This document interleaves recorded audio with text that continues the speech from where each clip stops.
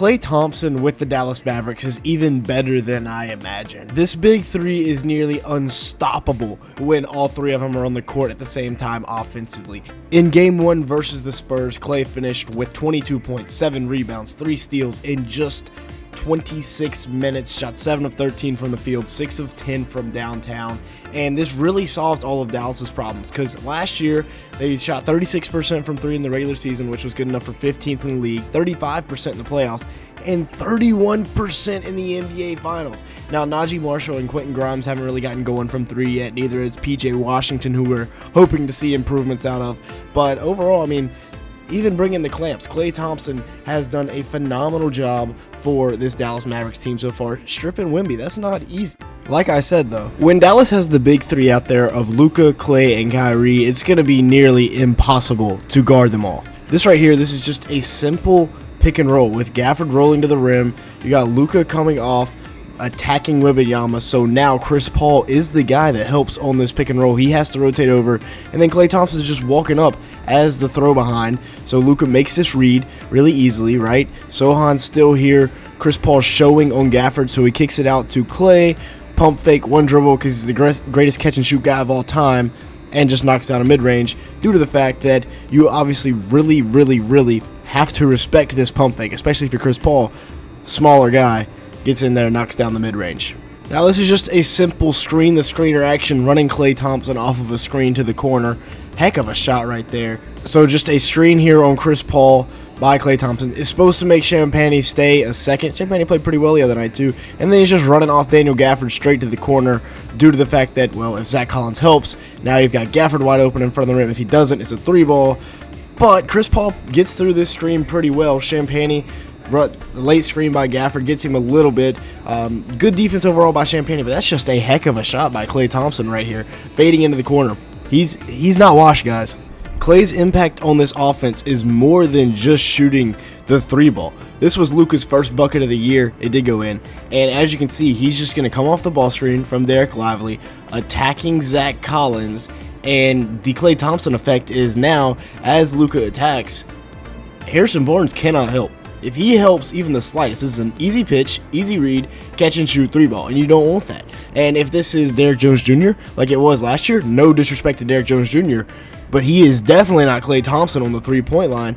Now, Luka can just attack Zach Collins, and it's going to be an easy layup. He makes very quick work of him. A little Euro step, tough ball fake, and it goes in. So again, Klay is more than just a shooter, has a lot of gravity off of the ball. This is not Klay related, but the Mavs did a very good job of shutting down Wembanyama, whether it was Lively, whether it was Gafford, who closed out a little high this time, Jaden Hardy getting his hand in there. Overall, really good job on Wembanyama by this Mavs team. Again here, look at the gravity that Klay creates off the ball, allowing Luka to go one-on-one. Yes, Sohan's a good defender, but as this play is taking shape, right, you've got Klay coming off of a stagger screen on the backside in transition from Gafford and Jaden Hardy, right? So that keeps Wemby occupied, it keeps Chris Paul occupied, it keeps whoever's in the corner occupied. I can't even see, it's too blurry. But as this is now taking place, Wemby gets to help a little bit, but overall, Luka's just going straight downhill one-on-one, and Luka is probably the hardest guy in the league to stop going downhill one-on-one. I take that back. Not the hardest. He's up there, though. Now in transition, this Mavs team is so much harder to stop because, one, you have to worry about Luka and Kyrie both on this side of the court, right? Both going. Luka's bringing the ball down. Kyrie's running behind him. You got Gafford on a rim run. PJ's running to the corner. And now you also insert Klay Thompson. Spurs don't get matched up. They don't even have all 5 guys back, and it's an easy jumper in transition. Again, so you talk about having Klay on the court, and now you've got Chris Paul over here going no help off of him, and this sideline out of bounds play works like an absolute charm, right? You're going to inbound it to Quentin Grimes, swing it to Gafford, and now you've got a back screen on Sohan. The rookie doesn't help. If he does, then Luka's popping high, but the rookie Castle does not help, so you've got an easy layup now for Quentin Grimes. But again, Look at this. This is the help. Chris Paul is the help guy because Keldon Johnson's one pass away. Both of these guys are one pass away. Chris Paul has to be in help. He's not because they're going no help off Klay because he's hit like 6 threes already. And boom, that just opens. Having a shooter opens everything up, and it's going to make this Mavs team that much more dangerous. If you've made it this far in the video, obviously you like something, make sure to hit this like button and that subscribe button if you have enjoyed at any point. As you can see here, a large majority of the people that watch these videos are not subscribed to the channel, so if that is you, go ahead and fix that right now. Also, go ahead and check out our football channel if you enjoy football. And with that being said, back to the video. Now, this action is just going to be absolutely unfair this year, right? We've got the Spanish pick and roll. If you watch the channel much, you know what the Spanish pick and roll is, and that is Derek Lively set a ball screen on Luka, while Klay is setting a back screen for Lively, but Lively at the same time as he rolls is going to brush up against Wemby. No, nothing too obvious, not an offensive foul, and Klay's going to pop high. So first you have to worry, if you're the Spurs, you got to take away Luka on the pick and roll. Then you got to take away the roll guy in Lively, who proved he was a phenomenal roll guy last year. And then you got to watch one of the greatest catch-and-shoot guys of all time, Klay Thompson, and if he gets his rhythm dribble in, just go ahead and set up your secondary offense. Secondary break. It's not going to be a miss, right? Look at Luka. Look at Luka, man. He is having fun with Klay Thompson.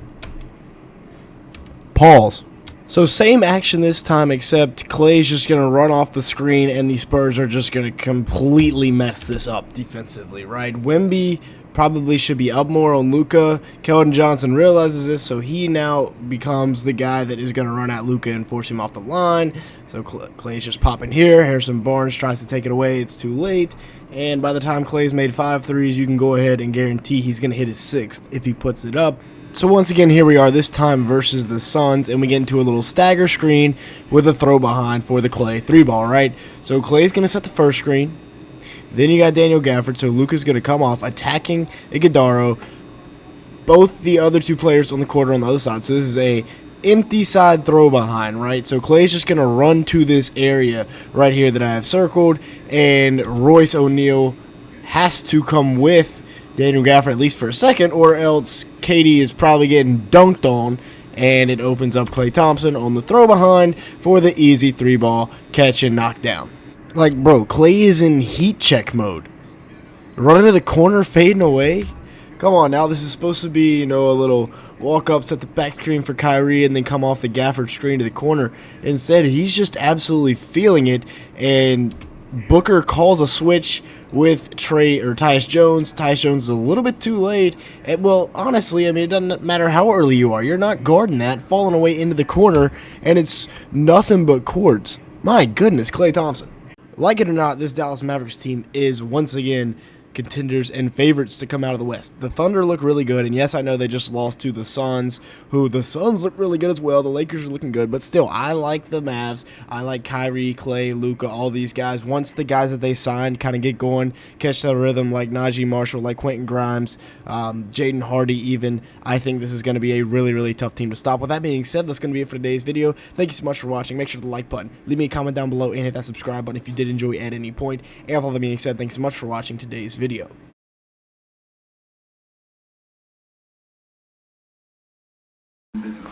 But subscribe to Backyard Buckets right now.